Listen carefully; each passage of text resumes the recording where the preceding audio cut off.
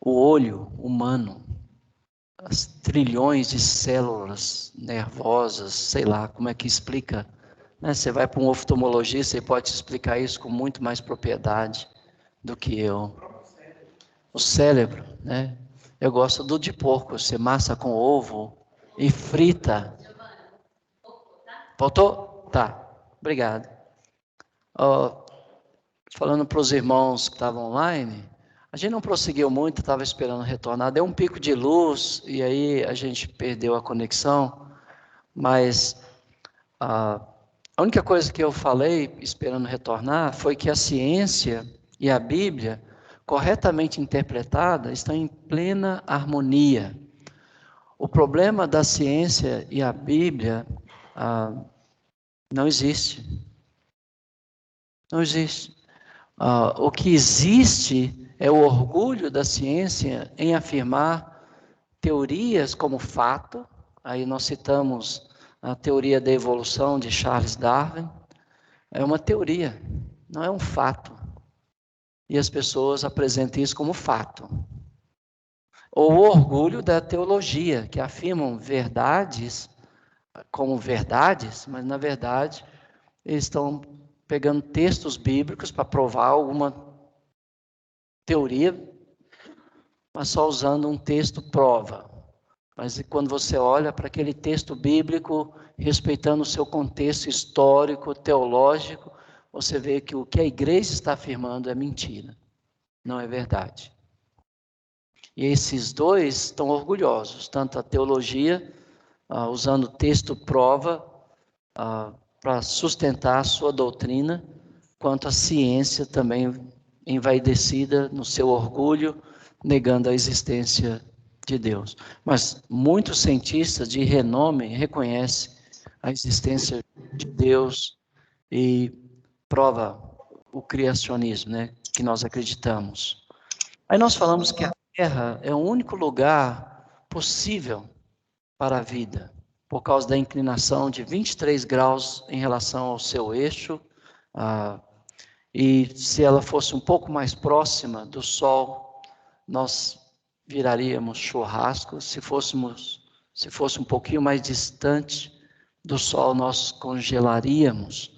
E aí nós falamos que a gente pode ver a complexidade de uma folha de uma árvore e a complexidade do corpo humano, do olho humano. E quando você olha para essas coisas, você entende que por trás de tudo isso existe um Criador. Por isso eu pedi, né, como trabalho, de ver os vídeos que o nosso irmão, como ele chama, José? Brad e o Gates deu no ano passado sobre evidências cristãs. Ela vai postar o link, né, sobre evidências cristãs no grupo aí dos alunos, e você assiste às aulas. Ele vai entrar em mais detalhes sobre a questão da ciência e da Bíblia, tá bom? Agora, existem algumas teorias que eu vou passar para os irmãos brevemente e refutar também rapidamente para a gente entrar no texto bíblico, tá bom? Que é mais interessante, uma vez que vocês vão assistir essas aulas. Primeiro, o naturalismo diz o seguinte, que o universo surgiu sem um plano, sem um planejador, sem um criador. É como um relógio que se autofabricou ou surgiu espontaneamente. Qual é a possibilidade de um relógio se autoproduzir? Zero. Então, é zero essa teoria, né? Todo relógio tem um relojoeiro, todo edifício tem um construtor, toda estrutura tem um arquiteto, todo sistema tem um plano, todo plano tem um criador. Uma outra teoria, que é uma falácia, é a geração espontânea. O que eles afirmam? Afirmam que o universo deu luz a si mesmo. Hã? Como assim? Nada vezes nada é igual a tudo, é isso que eles estão dizendo. Até uma pessoa sabe que nada vezes nada é igual a nada, mas é o que eles dizem. nada vezes nada gerou tudo. Isso é burrice, né? A ciência prova que o universo é formado de massa e energia. E esse universo também é criado por leis. Então você tem a ciência dizendo massa, energia e leis. Massa e energia não pode criar leis. Não tem como. Então logo as leis foram criadas. Por acaso? Loucura. Não tem lógica. A Bíblia afirma que no princípio Deus criou céus e terra, espaço, matéria. Tem a teoria do Big Bang, uma explosão, né? Bum. Uma bomba atômica produz ordem? Nós vimos o que uma bomba nuclear produziu em Hiroshima e Nagasaki. Né? Você não precisa ir muito longe para ver o que uma bomba causa. Você pode pegar uma bombinha, pôr na sua mão, deixar explodir. Você vai ver o que acontece. Uma bomba não produz ordem, produz caos. Então, a teoria do Big Bang diz que essa explosão cósmica produziu ordem. Loucura. Caos não produz cosmos, explosão não produz harmonia, desordem não produz ordem, não tem como. Catástrofe não produz código de vida, não tem como. A evolução de Darwin tem sido ensinada na educação básica como fato, nas universidades, como ciência provada, mas não tem prova. Que loucura, né? Então, essas teorias negam a existência de Deus, mas existe uma outra evolução das espécies, ou geração espontânea. Eles dizem, o pescoço da girafa cresceu porque as árvores eram tão altas que teve que esticar o pescoço para conseguir o seu próprio alimento. Sabe por que ele tem pescoço gigante? Será que tem que esticar o pescoço para pegar o alimento na geladeira?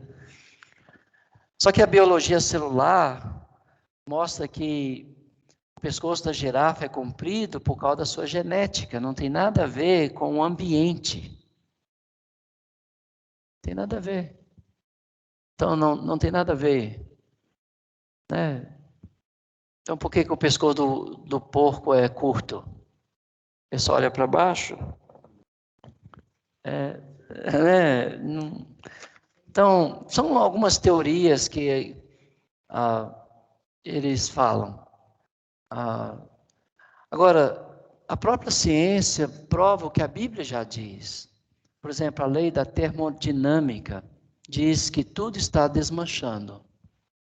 Tudo está em decomposição. A Bíblia afirma lá em Romanos, capítulo 8, alguém pode ler para mim? Romanos 8, verso 19 a 22.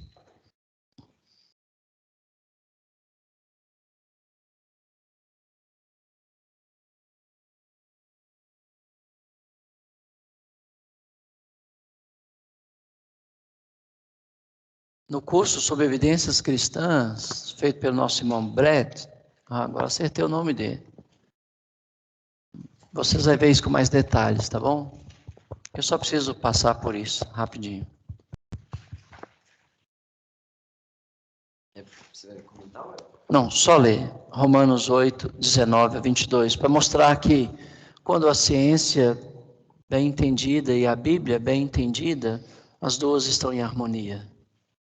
Romanos, capítulo 8, 19 a 22. Diz assim: o universo todo espera com muita impaciência o momento em que Deus vai revelar o que os seus filhos realmente são, pois o universo se tornou inútil, não pela sua própria vontade, mas porque Deus quis que fosse assim. Porém, existe uma esperança. Um dia, o próprio universo ficará livre do poder destruidor que o mantém escravo e tomará parte na gloriosa liberdade dos filhos de Deus. Pois sabemos que até agora o universo todo geme e sofre, como uma mulher que está em trabalho de parto. Isso, então o universo né, segundo as Escrituras, está sofrendo dores de parto como uma mulher grávida para dar à luz, está gemendo, suportando angústia, está debaixo da corrupção, da degradação, como a lei da termodinâmica, que diz que tudo está se desfazendo, tudo está se corrompendo. Então, a ciência e a Bíblia não estão em choque. O que está em choque é as teorias da ciência e a má interpretação da Bíblia.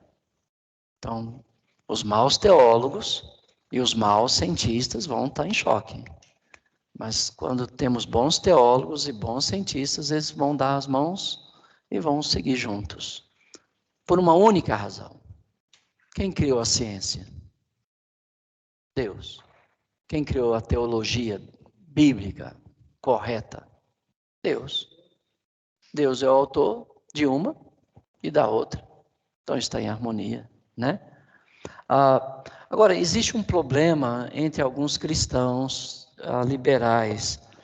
Eles querem harmonizar tanto a ciência falsa com a teologia, que eles falam da evolução teísta.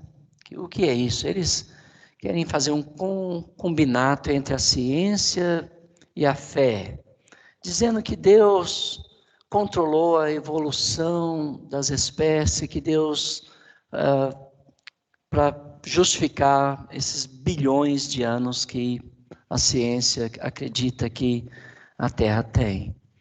Eles usam como argumento a palavra Yom, dia, que a Bíblia fala. Primeiro dia Deus fez, segundo dia Deus fez. E eles falam que esse dia é eras, grande tempo. Só que quando você lê Êxodo capítulo 20, verso 11,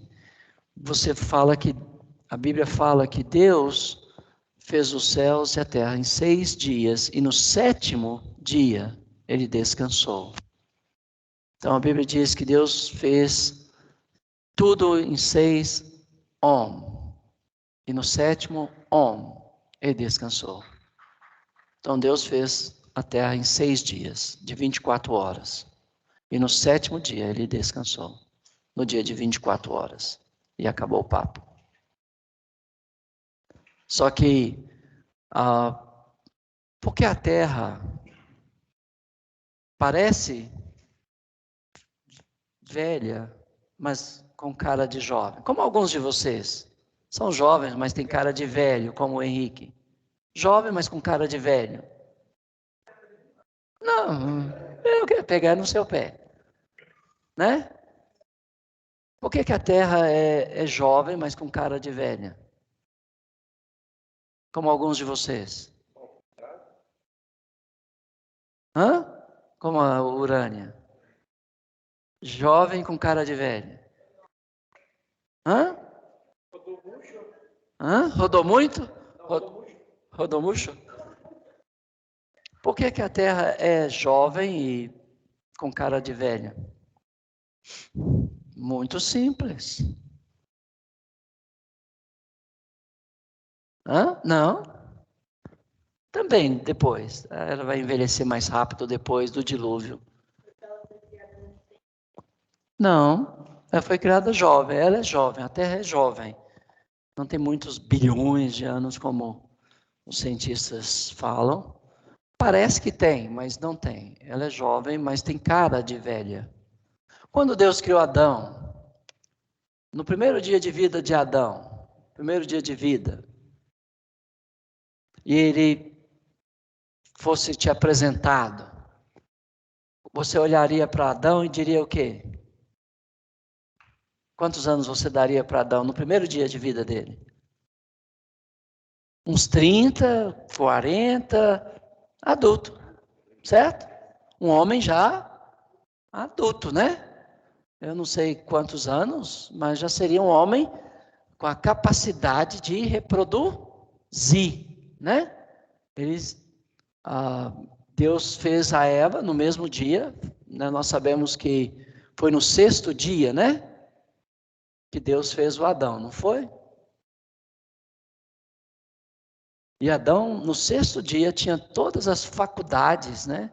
Porque no sexto dia ele deu nome para os animais, Deus deu uma anestesia geral nele e tirou uma costela dele, fez uma mulher, né? Deu para ele, fez o casamento dele, ele ficou encantado com aquela mulher. E Deus mandou ele multiplicar e ver a sogra, ver a cobra, tá vendo? Ou seja, Adão, no primeiro dia de vida já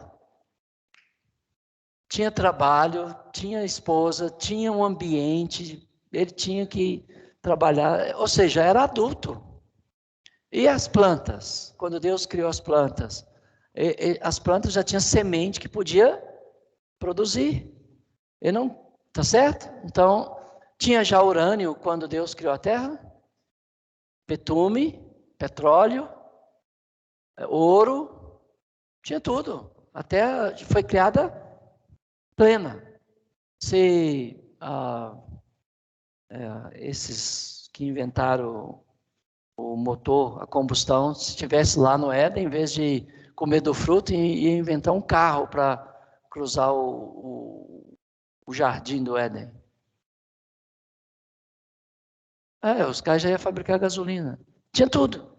Então, a Terra é jovem, mas ela foi feita completa. E depois, com o pecado e o dilúvio, né, a Terra passou a envelhecer mais rapidamente, porque havia só um continente, havia só um mar, mas com o dilúvio, então a Terra se rachou e houve vários mares, havia um mar só, havia só um continente, mas aqui havia várias camadas de proteção dos raios ultravioletas do Sol, que são, nós vamos falar sobre isso daqui a pouco. E quando Deus removeu, lembra? As comportas do céu, e houve chuvas, veio do céu, veio da terra, e inundou toda a terra. Então a terra entrou em contato com os raios ultravioletas. E a terra começou a envelhecer, o homem envelhecer, os animais envelhecer mais rapidamente. E por isso nós envelhecemos, por causa do raio ultravioleta. Então, acelerou o processo de envelhecimento. Mas a terra já era adulta quando Deus a fez, no primeiro dia, né, assim. Então já era tudo perfeito, tudo pronto. Aí depois começou o processo agora sim, a Eva ficou grávida 9 meses, teve o primeiro filho, e assim por diante. Mas tudo foi feito maduro, pronto. E depois começou o processo de desenvolvimento. Então era jovem, mas com cara de velho. Não velha, mas adulta, né? Já era adulta. Ô, Giovanni, um exemplo bem legal, que não lembro se foi você, se foi o Brett que deu, mas que, tipo assim, as árvores, elas têm 9 bilhões de anos. Só que elas foram criadas com 9 bilhões de anos. Tipo assim, Deus já colocou elas aqui com essa idade. Uma árvore Adulta. adulta. Já uma árvore adulta, Não é que ela madura. percorreu todo esse caminho, cresceu e chegou. Não, já chegou madura, né? Se ela tem... Quando você olha na genealogia, e o irmão Bré, no curso dele sobre evidências cristãs, ele consegue fazer a genealogia, e pela idade que a Bíblia mostra, e ele vai chegando à idade da terra, né? Pela genealogia. Então, mostra que a terra é bem jovem, mas uma vez que tudo está adulto, no primeiro momento da criação já está pronto, só que, por exemplo, as árvores, se eu não estou enganado, foi criada no terceiro dia, a que tinha semente, que gerava por si mesmo, não precisava do trabalho do homem, nem de chuva. Mas no jardim que Deus plantou, precisava do trabalho do homem e da chuva para continuar produzindo. Então é diferente, né? Então, provavelmente as selvas, as matas que não precisava do esforço do homem, do trabalho, já estava tudo pronto, né? Tá bom. Tá bom. Agora, o ateísmo é uma insensatez. Eu gostaria de ler Salmos 14, verso 1. Olha o que diz Salmos 14, verso 1. Alguém pode ler? Então, essa ideia, essa evolução teísta, né, dizendo que Deus organizou essa evolução e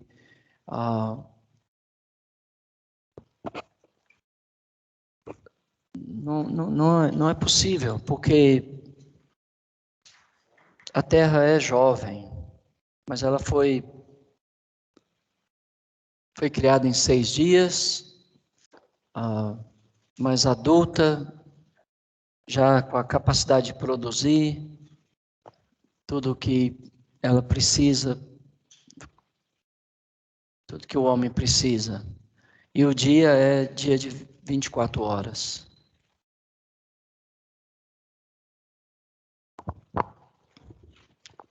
Olha o que diz Salmos 14, verso 1.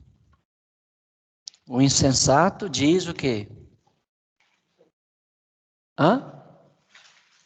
Alguém?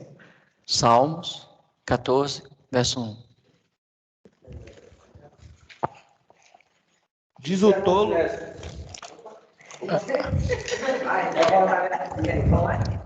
o Salmo 14, 1, né? Isso. Diz o tolo em seu coração: Deus não existe. Corrompa-se. Corrompa-se. E cometeram atos detestáveis. Não há ninguém que faça o bem. Isso. O que o tolo diz? Não há Deus. E porque ele diz que não há Deus, ele se corrompe. E você pode ver, né? Você pode ver nos nossos dias, as pessoas que dizem que não há Deus, estão defendendo aí, né, as ideologias de gênero, as ideologias imorais, não é? As pessoas que acreditam na existência de Deus, não defendem essas coisas. Por quê? Porque eles creem que Deus existe e que eles vão responder a Deus, né? Mas os que não creem vivem uma vida totalmente insana, louca. Então, Paulo falou isso, né, lá em Romanos, capítulo 1, ele diz, eles negam o conhecimento de Deus, e por isso Deus os entrega às suas próprias paixões. É juízo de Deus. Então hoje as pessoas veem isso como naturalidade, normalidade, eu vejo como juízo. Quando duas mulheres se unem numa relação homoafetiva, é juízo de Deus. As pessoas estão vendo como algo natural. Eu vejo como Deus entregando aquelas pessoas a desonrarem seus corpos entre si com juízo, para que elas sejam condenadas. Deus está julgando aquelas pessoas. E não sou eu que estou falando isso, é Romanos, o apóstolo Paulo. Deus entrega tais pessoas. Deus já está julgando aquelas pessoas. E as pessoas estão achando que é normal. Mas não é. Está lá em Romanos 1. Você pode ler isso depois, se quiser. Tá bom. Deixa eu falar das digitais de Deus. Quando a Bíblia fala nos escritos dos profetas sobre a unidade de Deus, ela usa uma palavra no hebraico que é ashed. Vou pôr a palavra aqui no quadro. Tem duas palavras no hebraico para unidade de Deus. Deixa eu apagar um. Essa aqui já vou deixar.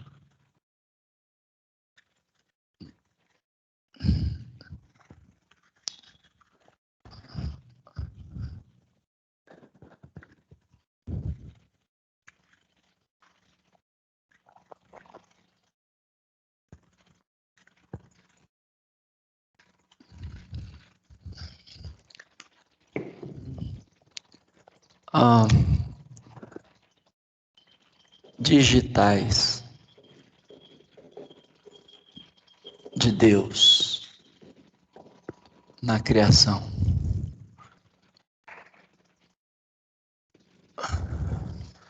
Todos nós temos nossas digitais, né? Mostrando que nós somos um ser único, né? Não existe dois de nós, só existe um de nós, né? Não existe dois Henrique, só existe um Henrique, né? Então, só existe um Deus, não existe dois deuses, né? Só há um Deus. E essa é a mentalidade judaica e cristã. Só que quando a Bíblia fala da unidade de Deus no Velho Testamento, não, nos escritos dos profetas, quando fala da unidade, eu particularmente não gosto de usar a palavra trindade, porque ela não aparece na Bíblia, em lugar nenhum. Eu sei que é um termo que as pessoas usam para descrever a divindade do Filho e do Espírito Santo. Eu não tenho problema com a palavra. Eu só não gosto de usar porque, às vezes, você cria mais problema usando essa palavra do que ajudando as pessoas a entender sobre a divindade de Jesus e do Espírito Santo. Então, eu prefiro falar que a divindade é composta de pessoas. Mas você pode usar, não é problema. Então, quando os escritos dos profetas falam da unidade de Deus, ele usa essa palavra no hebraico, Ashed, que fala da unidade composta.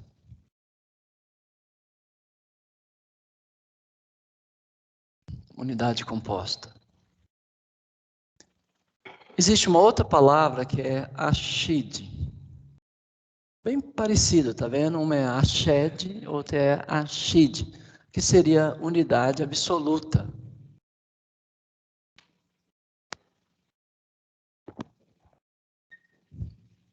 Eu aprendi isso quando eu tinha 17 anos. Isso 40 anos atrás.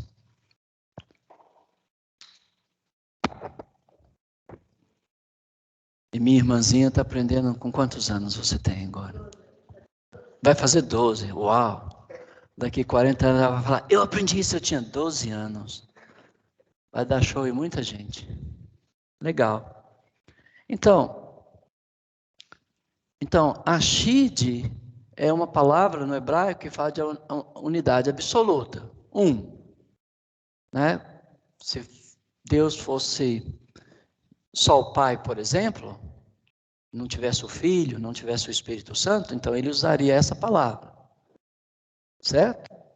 Mas uma vez que tem o Filho, o qual é sobre todos, Deus bendito eternamente, como o apóstolo Paulo fala aos Romanos, então ele usa essa palavra, Ashed, que é um tá? Unidade composta. Vamos pensar em unidade composta. A igreja, unidade composta, certo? Somos muitos, mas um só corpo. Somos muitos, mas um só corpo. Unidade composta. Família, pai, mãe, filhos, mas uma só família. Esposa, marido, uma só carne. Unidade composta, certo? Mas a essência é a mesma, não é? O marido e a esposa têm a mesma essência, né? A imagem, a semelhança de Deus, mas uma só carne. Não existe família com uma pessoa. Não tem como. Como ter família com uma pessoa? Não tem casamento com uma pessoa. Só uma pessoa. Não faz casamento. Tem que ter o macho e a fêmea para ter casamento. Homem, mulher para ter o casamento. Senão não tem casamento. Né? Tá. Não tem igreja com uma pessoa.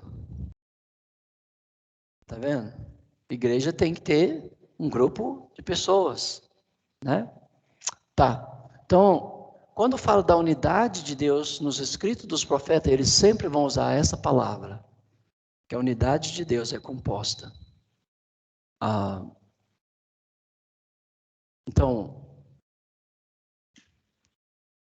Por isso que quando ele vai falar, façamos o homem a nossa imagem e a nossa semelhança, não pense que o judeu está pensando na trindade ali, porque para o judeu seria muito complicado essa ideia do cristianismo. Então a gente não precisa trazer essa ideia do cristianismo para aquele texto, mas o homem não foi feito à imagem dos anjos, porque os anjos não é igual a Deus, são criaturas. Então existia pessoas da divindade ali falando com o Pai. Eu creio que é Jesus, eu creio que é o Espírito Santo. Mas na mente judaica, eles não vão entender se você falar que está falando da trindade ali. Eles não vão entender isso. Porque a palavra Elohim é só plural de El, que é Deus. Então, deuses. Seria o plural. Façamos. Então tem 3 deuses? Não. Só está dizendo que a unidade de Deus é composta, né, de pessoas. E a gente sabe que é o Pai, a gente sabe que é o Filho, a gente sabe que é o Espírito Santo, porque a nós foi revelado mais tarde. Mas para uma mentalidade judaica seria muito difícil compreender isso naquele primeiro momento da escrita. Tá. Então, uma vez dito isso, eu gosto de uma história muito legal que eu vou contar para vocês. Trajano, você sabe que foi imperador em Roma, e ele desafiou um judeu, um rabino do seu tempo, para provar a existência de Deus. Eu achei legal o que esse rabino fez. E eu vou contar essa história que você pode desafiar seus professores nas universidades, que eles são muito arrogantes, quando eles querem pegar um cristão, né, em sala de aula, eles gostam de maltratar o cristão, aí você tem que ser mais inteligente do que eles, né? E você tem que desafiar eles diante de toda a universidade. Não pode ficar calado e nem temê-los. Você deve chamá-los para um desafio. E olha o que esse rabino fez. Trajano disse para o rabino: mostra-me Deus e eu crerei nele. Foi o que Trajano, o imperador romano, disse. E aí o rabino, simples, tranquilo, disse: tudo bem, vamos nos encontrar ao meio-dia. E quando o sol estava bem quente, né? E pediu para Trajano olhar por 5 minutos para o sol. Por 5 minutos. Aí Trajano disse: não é possível, eu ficaria cego. Então o rabino disse: se você não consegue olhar por 5 minutos para algo que o meu Deus criou, como você pode contemplá-lo? Saiu vitorioso. Entendeu? Então você faz isso com o professor da faculdade. Professor, se você não consegue olhar para o sol por 5 minutos, como você pode contemplar meu Criador? Você não pode vê-lo. Ele ficaria ridicularizado diante de toda a Assembleia. Simples assim. Mas eu quero te dar, como eu te falei, que a ciência trabalha com essas 3 coisas. A ciência não passa disso. Tempo, espaço e matéria. 3 em 1. Deus colocou a sua assinatura. Mas o Henrique já falou do estado da água, né? Sólido, líquido e gasoso. 3 em 1. O átomo. Elétrons, prótons e nêutrons. 3 em 1. A menor partícula da matéria. Toda a matéria, a base dela é o átomo. Prótons, elétrons e nêutrons. 3 em 1. Deus assinou. Hã? 3 em 1. Né? Tudo 3 em 1. Espaço. que a gente falou lá, ó. Altura, largura, profundidade. 3 em 1. Música, melodia, harmonia, ritmo. 3 em 1. Você não faz música se não tiver esses 3 elementos. Não tem jeito. Tem que ter as 3 coisas. O homem, corpo, alma, espírito. 3 em 1. Céu, terra, mar. 3 em 1. Deus assinou. Deus colocou sua assinatura. Não existe nada nessa terra que Deus não pôs as suas digitais. Pense na migração das aves. Como elas sabem que elas têm que sair de um lugar e ir para o outro? E elas saem e voam quilômetros. Pense nos pinguins, nas geleiras, né, do Ártico ou da Antártida, sei lá. Eu nem sei onde que eles vivem. Eu sei onde que eu moro, né? E aqueles pinguins que eles ficam ali, aqueles primeiros pinguins, né? Eles ficam ali suportando frio por horas ou dias. E eles ficam ali. E quando eles não aguentam mais, eles vão para a última fila e aqueles que estão na segunda ficam ali. E eles vão revezando. Quem ensinou isso para eles? Pense no mundo das formigas. No trabalho, na organização, na previdência. 3 em 1 de novo. Pensa no João de Barro. Quem ensinou ele a arte de pedreiro? Não foi o Zé Preto. Na engenharia, construir sua portinha contra o vento. Quem ensinou isso para ele? Nem o pai do Henrique é engenheiro, às vezes constrói a casa e deixa a porta do lado que vai bater o vento, vai levar tudo embora. Mas o João de Barro, ele põe a portinha justamente contra o vento. Quem ensinou isso para ele? E se você mora numa área que tem rio ou córrego, e você vê o formigueiro deslocar, e suponhamos que o rio passa aqui, e ele deslocou para cá, e sua casa está aqui. Pode mudar sua casa também, que vai vir a enchente. O sol pode estar rachando. Pode pegar sua casa e mudar para trás do formigueiro. A água não vai chegar no formigueiro. Quem ensinou isso para ele? O acaso? A explosão cósmica?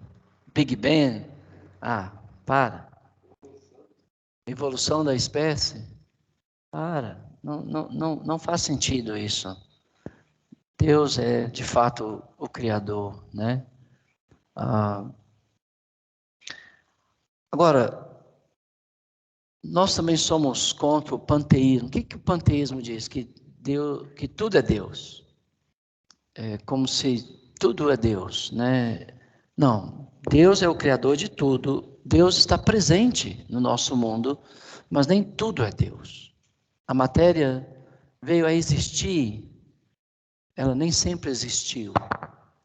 E ela vai acabar um dia. A matéria não é eterna, mas a matéria é boa. A matéria não é má. Seu corpo é bom. O que não é bom é o que reside dentro dele. O mal. O pecado que reside nele.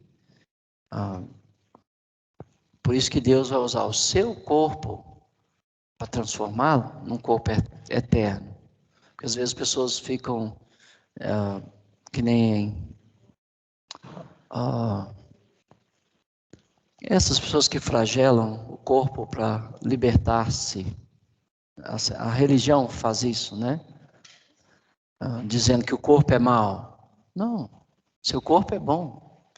O que é mau é o que reside no seu coração, se você está enchendo o seu coração de coisas más. Mas se você está enchendo-se do Espírito, então o que está dentro também é bom. Seu coração é bom.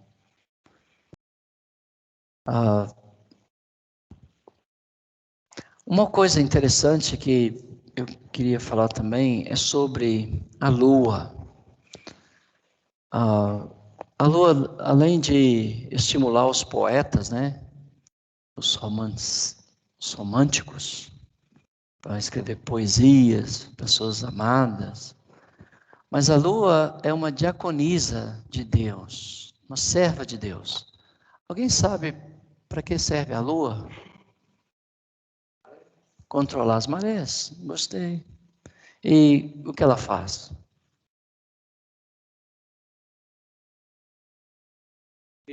Ela ilumina, sim, controla as estações, sim. Mas sem a lua, o que aconteceria com os oceanos? Ficaria descontrolado, viraria um lixão, certo? Viraria um lixão. As marés das ondas contínuas fazem com que quebram, né, nas praias, causam uma aeração nos oceanos e faz com que, às vezes a gente pensa que é a Amazonas que gera o oxigênio para o planeta, né? Tem sua contribuição, mas quem são? Quem já viu aquele peixinho da Disney? É Meno? Nemo? Procurando o Nemo? Uma luzinha lá no marzinho. Como é que ele chama aquela luzinha lá no marzinho lá? Como é que chama? Plânctons. Isso mesmo.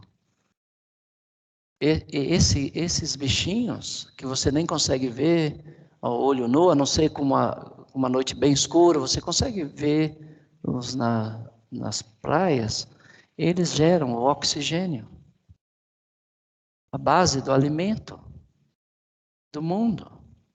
Sem os plânctons não há oxigênio. Sem oxigênio não há vida. Deus criou a lua, pôs ela no lugar certo para controlar as marés dos oceanos, para gerar a base da alimentação. Interessante, né? Bacana, não é? Agora você vai gostar, você vai ver o Nemo hoje de novo, né? Igual daquele bichinho lá, né? Vamos salvar nossas praias, além de salvar a Amazonas. Eu sou a favor de salvar a Amazonas também, mas vamos salvar nossas praias. Está cheio de esgoto. E nós estamos acabando com os plânctons que geram oxigênio, que é a base da alimentação. E sem eles não haveria oxigênio. Né? A lua tem o tamanho certo, está no lugar certo, na distância certa. 3 em 1 de novo. Imagina se a lua estivesse no lugar errado, tamanho errado, tudo errado.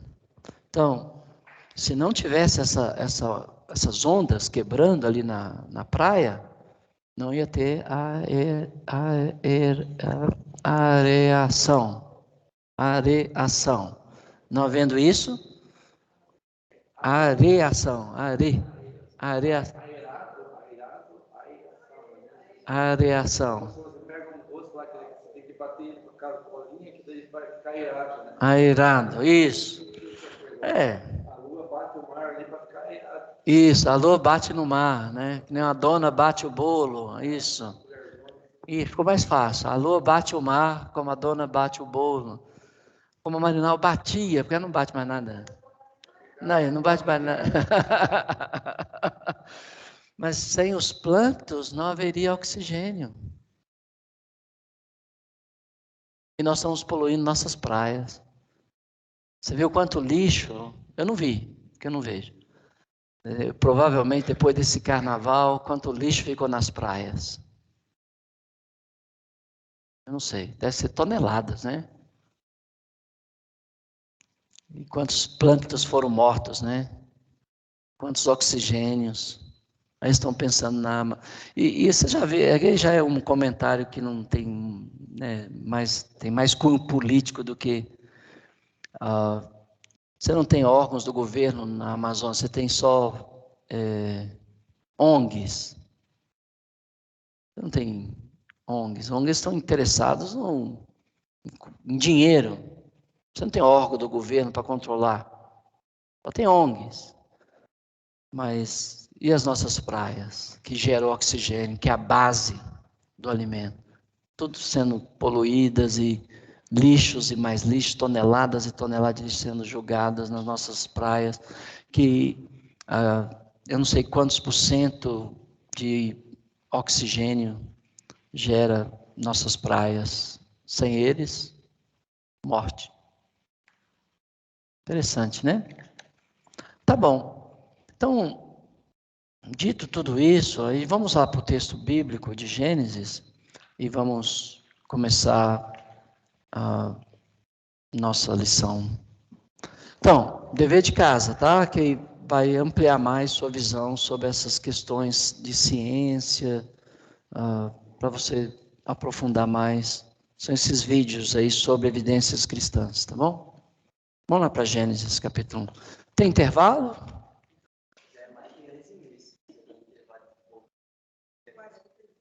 2:42. É bom para ir ao banheiro e 10 minutinhos. Vamos lá. Água. Eu também. Eu tô ficando mole. Acho que está na hora de eu parar e o braço assumir tudo.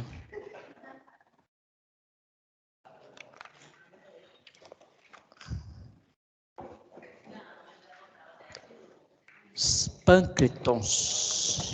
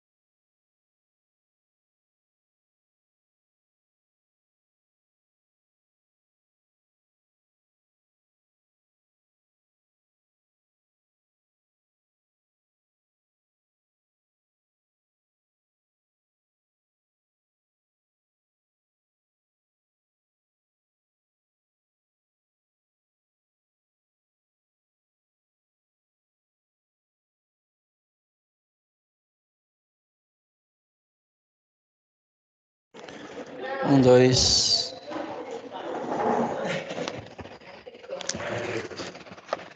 Você acertou. O quê? Daí tá capucando, viu? Fui lá no carro, peguei a almofada, pus ali no banco, vim pra cá sempre. Não, peraí, eu peguei a almofada, fui lá buscar. Não, mas é assim mesmo. Às vezes eu tô aqui e falo, o que eu tô fazendo aqui? Não sei não. Mas até a gente faz isso. É. Gente, mais novo não esquece. Coisa bem pior do que isso. Não, mas tá, não tá cá.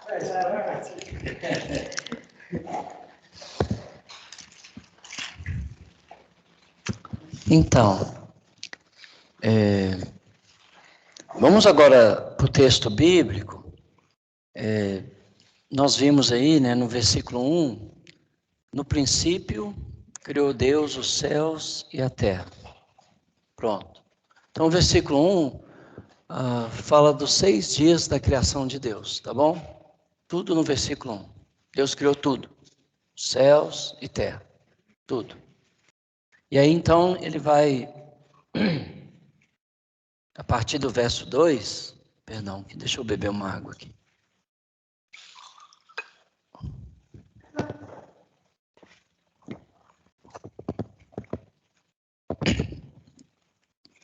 Então, a partir do verso 2, ele vai detalhar, né, a criação dele. Só que o objetivo nosso é conhecer Deus e o seu Filho, tá? Jesus Cristo, nosso Senhor. Esse é o nosso objetivo. Por isso nós estamos aqui, né, abrindo as Escrituras para conhecer Deus, conhecer o seu Filho, conhecer o Espírito Santo, né, a divindade, para que nós possamos relacionar com Ele. Né? Esse é o nosso objetivo. E nós vamos ver como Deus age, né, na história da criação, na história do homem, e nós vamos aprender a agir como Deus, né? Tratar as pessoas como Deus trata, viver como Deus vive.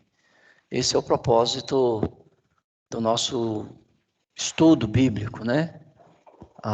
Ser mais contemplativos, ser mais adoradores, ser mais evangelísticos, ser mais sacerdotes, né, no sentido de servir, de ajudar, né, as pessoas que estão em nosso redor. Então, o versículo 1, os 6 dias da criação está aí, né? Criou Deus os céus e a terra. Então, Deus trouxe à existência as coisas que não existem a partir do nada, né? Não tinha nada. Antes de Deus, não existia nada, né? Deus criou. Aí então no verso 2, ele vai falar como, né, ele fez isso, né? E nós vamos ver agora aqui. Vamos ler lá, versículo 2. A terra, porém, estava sem forma e vazia. Havia trevas sobre a face do abismo, e o Espírito de Deus pairava por sobre as águas. Então o versículo 2 mostra para a gente que a terra não estava completa, estava vazia. O Espírito do Senhor estava...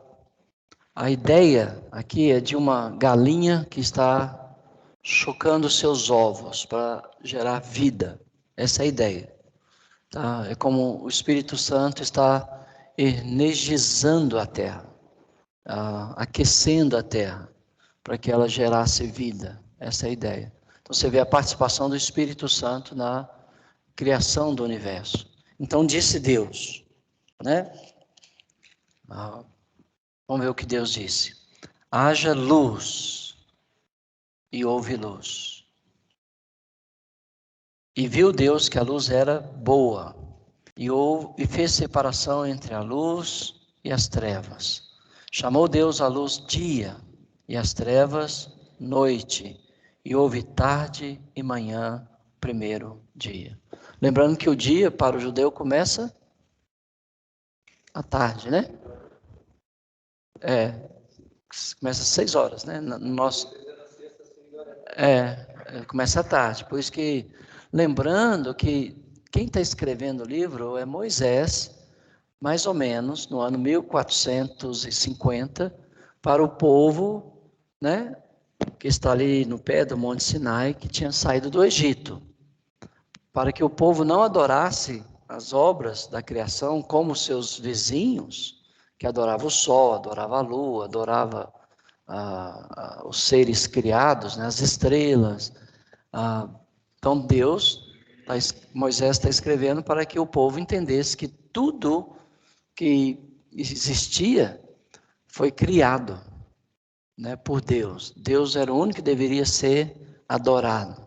Então, esse é o contexto, né, que Moisés está ali no Monte Sinai, escrevendo, preparando o povo para entrar na terra da promessa. Tá certo? Então, ele remete lá na criação. Olha, gente, você não deve temer o sol, não deve temer a lua, não deve temer os trovões, a chuva, porque tudo isso é obra do Criador, né? Então ele está contando os feitos de Deus.